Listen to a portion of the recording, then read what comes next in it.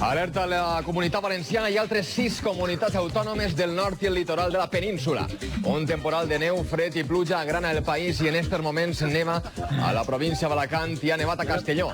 I així seguiran les coses en les pròximes hores. Estes són imatges de la Serra d'Aitana. Neva i plourà també de manera intensa. Siguem prudents a la carretera.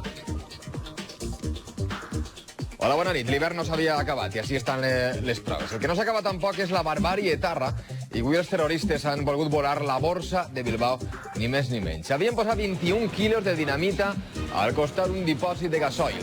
La bomba ha fallat i això ha impedit la massacre. En aquests moments un grup de xiquets visitava la borsa, però hi ha més. Minuts abans els terroristes li han enviat una falsa bomba trampa a l'exlíder sindical Nicolás Redondo. Este és el moment en què arriba a Espanya Bashir, el xiquet de l'Afganistan afectat d'un càncer limfàtic que li deforma la cara completament. Els metges intentaran salvar-li la vida en un hospital de Madrid. La guerra ja no és només una manera de parlar a Israel. Avui han mort 5 adolescents palestins. A l'Afganistan han mort 8 marines en els combats contra els talibans. Han caigut 2 helicòpters.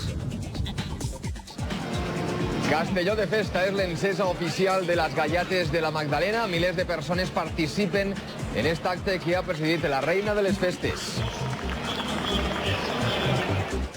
I 3 setmanes fa que el València és líder. Hola, Paco. Hola, què tal? València ja li queden 10 finals encara. De moment ha guanyat la primera, no? De moment ha guanyat la primera i li en queden 10, de les quals 6 s'hauran de jugar a Mestalla, que això també és un fet que convé ressaltar. Ahir a Saragossa el que més va ressaltar, a més de la victòria, és que el València va respondre